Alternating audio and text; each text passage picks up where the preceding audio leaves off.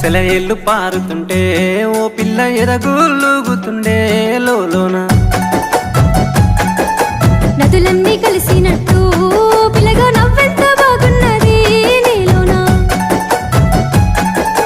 గాజుల సప్పులు గలుగల్లు మోగంగా గజ్జెల పట్టీలు గంతేసి ఆడంగా వరిగడ్డి మోపు ఎత్తి